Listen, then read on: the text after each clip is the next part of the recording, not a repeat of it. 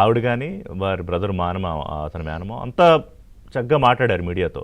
ఆ తర్వాత మళ్ళీ ఏమైందో తెలియదు కానీ ఇప్పుడు పవన్ కళ్యాణ్ గారి మీద, ప్రభుత్వం మీద పాపం ఆవిడ దుఃఖంలో ఉన్నారు. కానీ ఆవిడ మాట్లాడిస్తున్నారు అనేది అర్థమైపోతుంది చాలా స్పష్టంగా. అంటే ఒక ఇన్సిడెంట్ చెప్పాను నేను.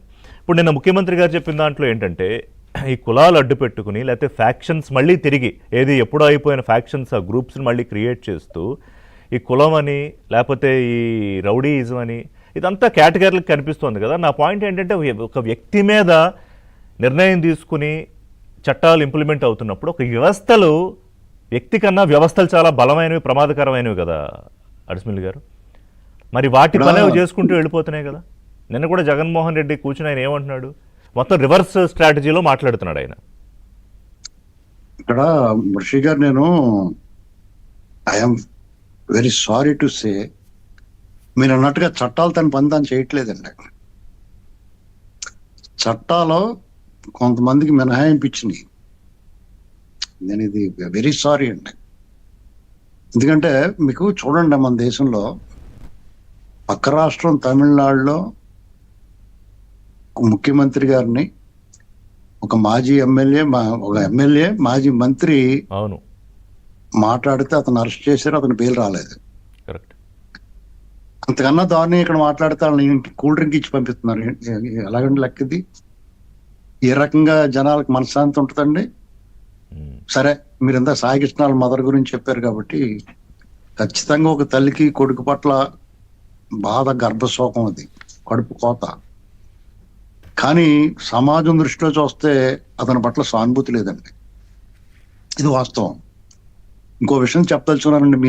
మీరు పెట్టిన డిబేట్ సబ్జెక్ట్కి ఇప్పుడు నేను మాట్లాడేదానికి సంబంధం లేకపోవచ్చు, కానీ కొంచెం ఎంతో కొంత సంబంధం ఉన్నా లేకపోయినా దయచేసి ఈ రెండు మాటలను మీరు అనుమతించాలి. నేను ఇటీవల కాలంలో అనేక మందిని కలవటం జరిగిందండి. రాజకీయాలకి, పార్టీలు, కులాలు, మతాలకు అతీతంగా అనేక మంది, అనేక వర్గాలని, మహిళల్ని కలవటం జరిగింది. వారంతా మాట్లాడేది ఏంటంటే, రాష్ట్రంలో అభివృద్ధి గురించి మాట్లాడట్లా, రాష్ట్రంలో ఏం జరుగుతుందో దాని గురించి మాట్లాడట్లా. వాళ్ళందరిలోనే ఒకే ఒక ఆవేదన ఏంటంటే అండి, ఇంత విచ్చలవిడిగా నోరు పారేసుకుంటున్న వాళ్ళు ఎందుకు అదుపు చేయట్లేదు, వాళ్ళని ఎందుకు వదిలేస్తున్నారు? ఇది నేను వాళ్ళకి ఒక ప్రామిస్ చేశాను నేను. ఎందుకంటే మీరు మీడియాలో మాట్లాడతారు కదా, ఒకసారి మా ఆవేదనని వాళ్ళకి తెలుసు, సర్వేలే చేసుకుంటారు, కానీ మీ ముఖంగా కూడా చెప్పండి అన్నారు. నేను ఒక సగటు సాధారణ పౌరుడిగా చెప్తా ఉన్నానండి. రోజా దగ్గర నుంచి మొదలెడితే అత్యంత కంపరం కలిగించే స్వరం కలిగిన కొడాలి నాని వరకు నిన్న మొన్న కూడా మాట్లాడడం, వీళ్ళందరినీ మీరు ఎందుకు ఇడిచిపెడుతున్నారు? దీనికి సమాధానం కావాలని అడుగుతున్నారు. ఇది సమాజంలో నాకు ఆశ్చర్యం ఏంటంటే, మహిళలు ఎక్కువగా రియాక్ట్ అవుతున్నారంటే. కరెక్ట్. వాళ్ళందరూ చాలా ఖచ్చితంగా ఉన్నారు. ఇది ప్రభుత్వం, నా విజ్ఞప్తి, రిక్వెస్ట్ ఏంటంటే దీన్ని అడ్రస్ చేయాలి ప్రభుత్వం. ఇక్కడ మీకు ప్రశ్న రావణ్ అరెస్ట్ చేసినందుకు అదిగో అలాగేసారు, అతని మీద దేశద్రోహం చట్టం పెట్టారంటే అంతకన్నా పెద్ద చట్టం ఉంటే పెట్టాలని కోరుకుంటున్నాం. ఎందుకంటే అది ఒక కాండము తొలుచు పురుగుల్ని మనం క్షమించకూడదండి. ఇట్స్ కైండ్ ఆఫ్ వైరస్ అడిస్మిల్ గారు. ఇందాకనే అదే అన్నా. ఎందుకంటే అంటే కొంతమంది కోపం రావచ్చు నేను ఈ మాట అంటే, కానీ ఇది ఒకళ్ళొకళ్ళు పాకిపోతుంది అలాగా. ఋషి గారు లెట్ మీ, ఇక్కడ మీకు ఏ రకమైన వారి పట్ల ఉదాసీనత చూపించటం తగదండి. ఇది నేను ప్రకాష్ రాజు ఉన్నాడు,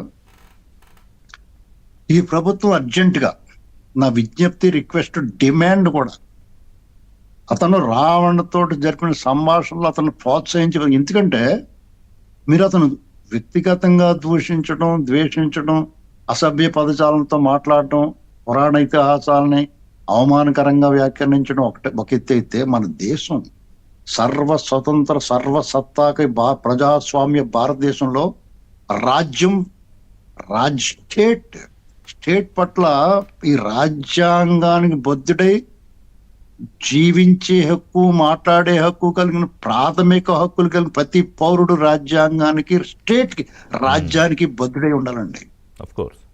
దానికి వ్యతిరేకంగా మాట్లాడిన వ్యక్తులకి సమర్థించిన వాడు కూడా నేరస్తుడు, దోషే. ఇమ్మీడియట్ గా ఇవాళ రేపు ప్రకాష్ రాజ్కి నోటీసులు ఇచ్చి పిలిపించి విచారణ చేసి అతను కూడా అరెస్ట్ చేసి అతని మీద కూడా ఈ చట్టం ప్రయోగించాల. అంటే ఆడియోలో ఎందుకు దాన్ని ఉపయోగించాలంటే- సపోర్ట్ చేసే అంశాలు ఉంటే ఖచ్చితంగా ఉన్నాయండి. అతను సపోర్ట్ చేసే అంశాలు ఎట్లా, అతను మాట్లాడే ప్రతి మాట అదే కదా, సినిమా స్క్రీన్ మీద తప్ప బయట మాట్లాడేదంతా కూడా అతను రెండో కోణం అండి అది.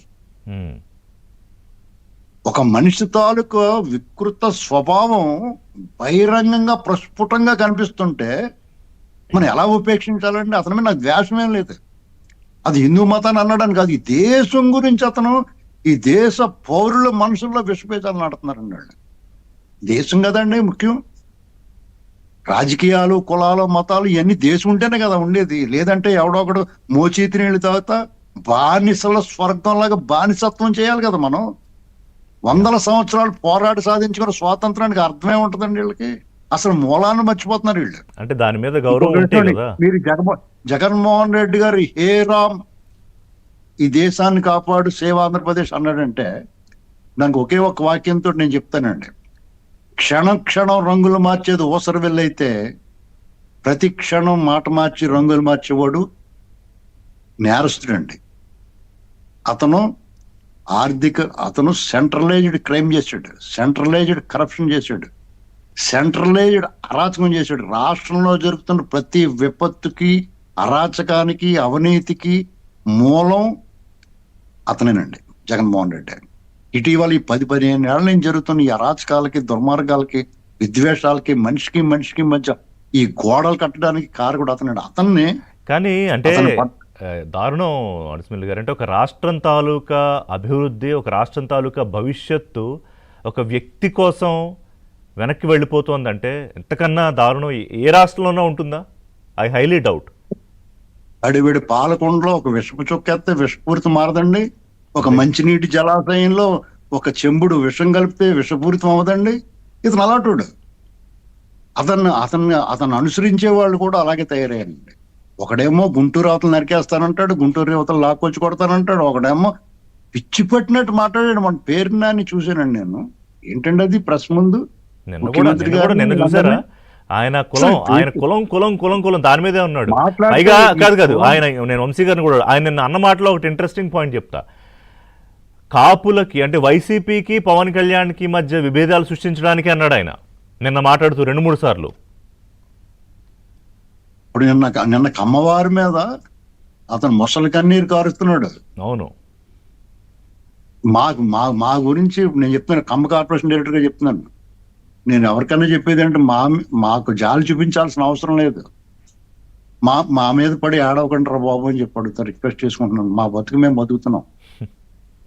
అవసరమైతే ఎవరో ఒకరికి వచ్చి అందిస్తాం, లేదంటే ఎవరైనా తిట్టినా కానీ తుడుచుకుని పోతున్నాం. తిరిగి రిటార్ట్ కూడా ఇవ్వట్లా. వంశీ గారు ఇప్పుడు చూడండి, ఇది ఇప్పుడు మా ఆవేదన నాదే కాదండి. అనేక మంది ఇప్పుడు నేను ఏదో బాధ్యత ఇప్పుడు ప్రభుత్వం తరఫున కమ్మ కార్పొరేషన్ అంటే ఆ సామాజిక వర్గంలో ఏదన్నా కొద్దిగా అవకాశం ఉంటే నా సహాయం చేయాలి, లేదంటే వాళ్ళు ముందు తీసుకురావడం ప్రయత్నం చేయాలి. వాళ్ళందరూ కూడా మమ్మల్ని ఏమడుగుతున్నారంటే ఏంటండి ఇది మన మీద ఎలా దాడి జరుగుతుంటే ప్రతి ఒక్కటి కూడా మాట్లాడితే మంచి చేయకపోయినా పర్లేదు, దాడులు జరగకుండా చూడండి అని చెప్తున్నారా? కానీ ఇప్పుడు